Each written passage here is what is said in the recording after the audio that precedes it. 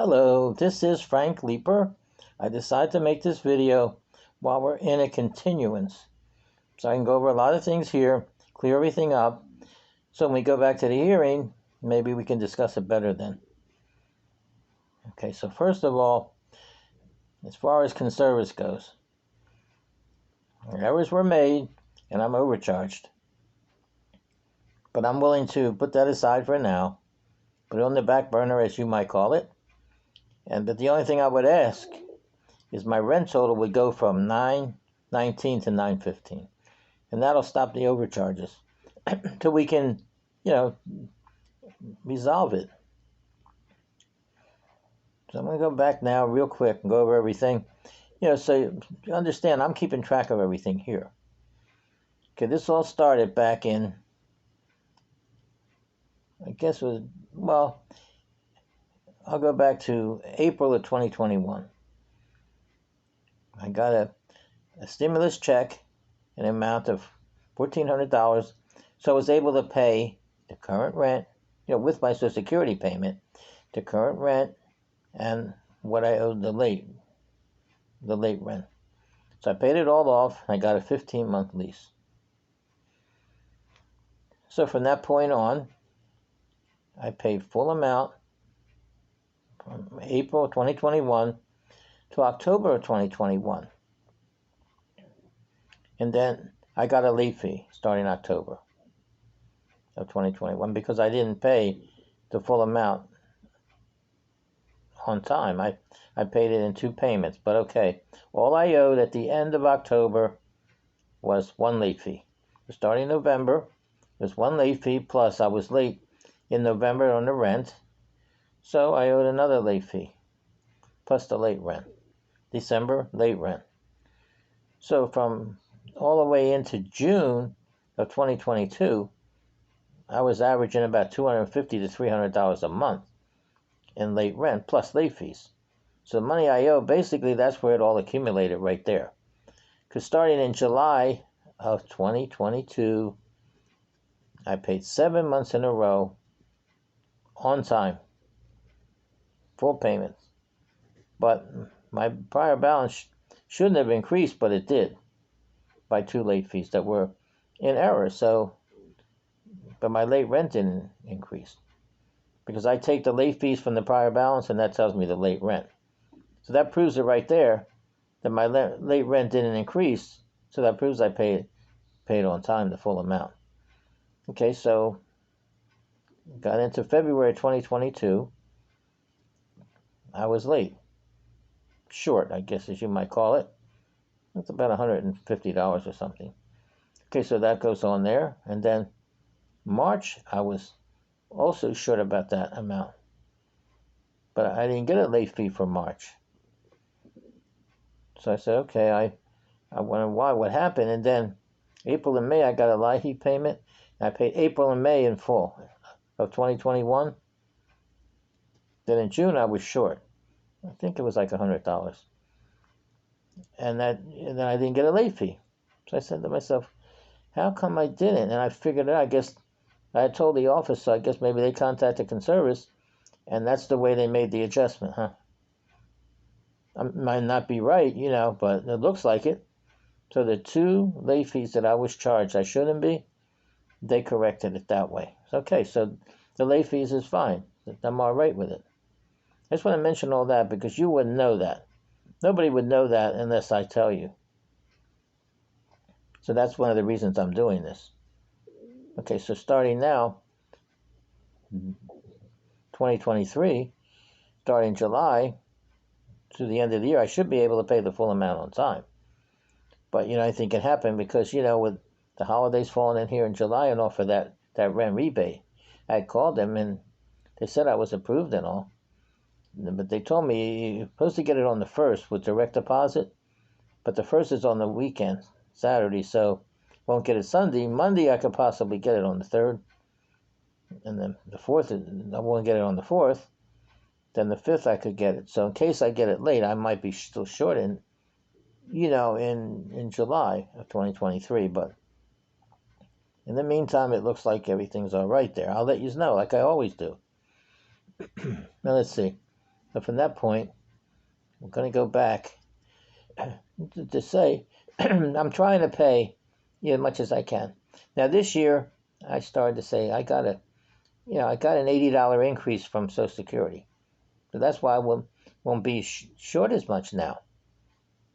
And then I'm paying 167 to Comcast. It's an awful lot. That's the only really bill I have. So I knocked that down to like 62. I still have the phone and all, and still have the internet on there. So now, altogether, I increased my income, increased by $185, we'll say. So that's definitely going to the rent. So I call that like a permanent rent assistance. But, that's without getting rent assistance. So I'm doing it on my own, what I can. If push comes to shove, I'll knock off that $62 for the phone if I have to. I still have a government phone I can use, and also to do the things I have to do, like making videos like this. So I'm going to show that. So in the meantime, while we're in this continuance, maybe I'll get the renting assistance.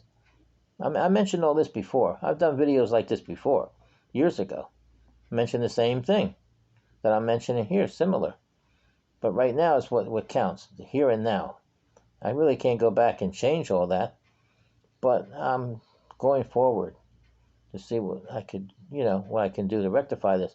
I want to make sure you know everything, because I'm not just making all this stuff up, That's what I think conservatives thought.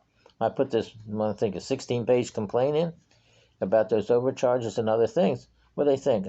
I did all that, just made everything up, and they're not going to agree with it? Or they can't detect it? I mean, it's overcharges, how you look at it. I know when it happened, because I'm keeping track of everything real closely, because of what I owe. So I'm definitely right on it, but it went through the Attorney General, and I talked to a couple people at the Attorney General's office, and they told me, we agree with you for the way you presented everything, but we can't compel them to make adjustments. They didn't even have to answer that complaint. The fact that they answered it, I was surprised. So, okay, I didn't agree with it. I still don't. With this, no adjustments are warranted. The only adjustments that are warranted right now is the money that I'm going to adjust that prior balance down with, from the rent assistance and what I already done myself. That's what I'm concerned with. That's the adjustments that are warranted. I owe the money, and I want to pay the money. I like it here. Like I always say, not only do I like it here, I love it here, and I want to stay here. I want this to be my, forever home. I can't find a better place than this nowhere. I know, because I've been checking. Price-wise and everything, it's really good the way it is for me. Just exactly what I need in here. It's just right. It was all right for me and my wife also, because we're two older people and we can get around that good. She didn't make it. She passed away over 4 years ago, and that's why I started having all these problems. Because we combined our money, and, I paid all the bills and everything. So as soon as I lost her half of the income, of course, that started this problem I'm having. So I've mentioned it before, but I don't want to dwell on it too much.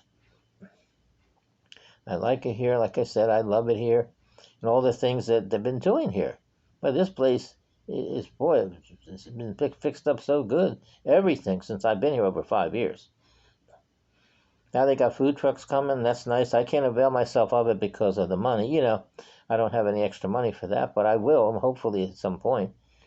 And then the package room has been always a problem. Packages all over. The drivers, they don't put it in the lockers and all, and I used to have so much problem getting my pills. That's the main thing. My pills get mailed here. And I need the pills, definitely. I have to go down there looking through all them bins and everything, and I can't even find it. One time, I told the pharmacy he sent a driver here for a distance to bring me my pills, that I didn't get. Now, last year, they hired this young lady to work in the package room. And boy, since she's been here, wow, she's got everything straightened out in there.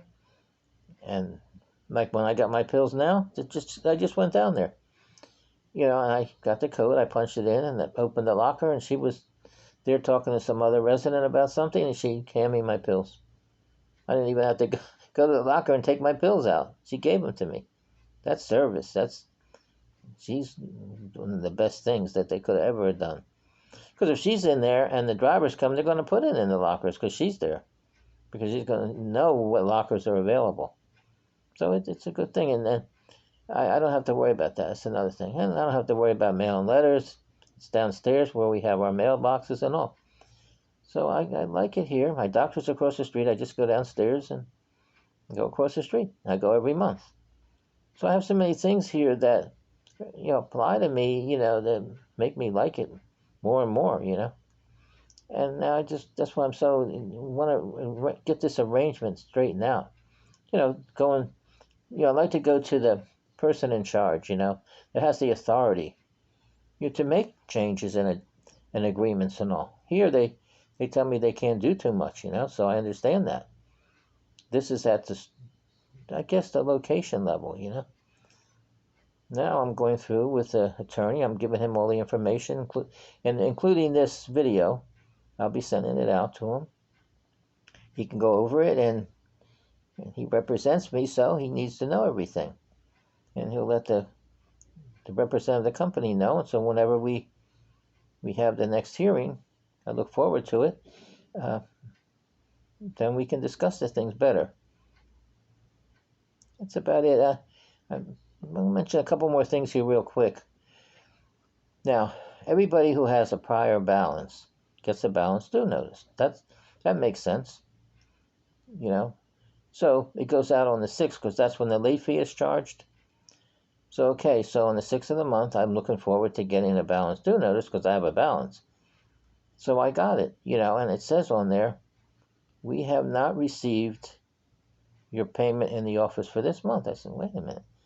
It's the 6th, and they did get the payment because it shows they're telling me what I owe. The late rent plus the late fee, they have one total. So how would they have that total if I didn't make a payment in the office? So I just want to mention it because I think I mentioned it before to the management here. We only need to change one word, but I can say that, and it sounds like easy to do. Maybe it's not. They might have to change the whole letter, so I don't know about that. It could be. But if they just put, we haven't received your full payment in the office for this month. Oh, God, that's right, because I only made a partial payment. Now, someone who didn't make any payment, it's the same thing. They haven't received the full payment, haven't received no payment. So that one word would suffice. It would make that read better. I'm not going to go into that too much detail. One more thing about that. I get a balance due, like I said, when I get a late fee. Since I didn't get a late fee every month.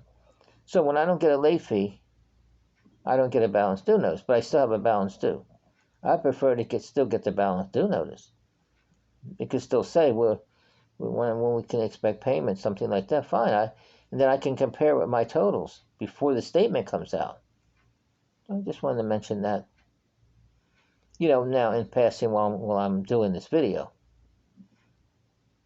One more thing, it's not that important, but on the statement every month, it shows a prior balance.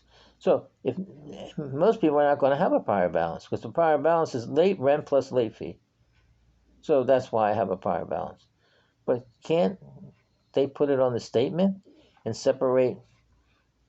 put late rent and late fee, and that's the prior balance? Maybe they only have a certain amount of spaces there. I don't know. Maybe they can't. I don't know. I'm doing it anyway. As soon as I get the prior balance, I have track every month how many late fees I was charged. So I deduct it from the prior balance, and that's my late rent. And since I have a running total every month when I do my accounting, the way I do it is whatever the statement says, I put on there. First. That's including utilities and all. Then I add the $35 insurance, which is not on the statement, because I guess it's billed from the insurance company. Okay, so that's the total rent for the month that I need to pay by the 5th, I guess. And then I put next on my next line, I put on my chart, I put how much I pay.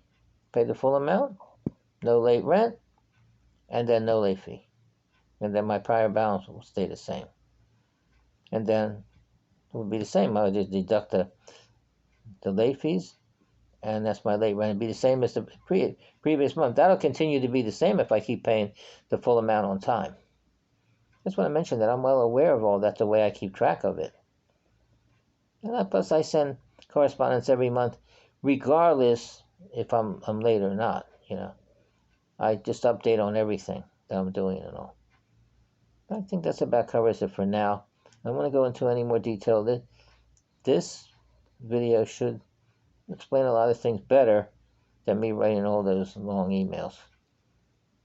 This overrides everything else I've said. Whatever I say in here, this is what we're going to count right now.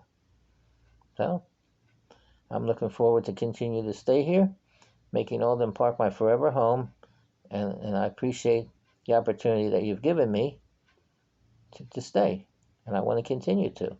I'll do everything I can in my power to get the money that I need to continue to stay here.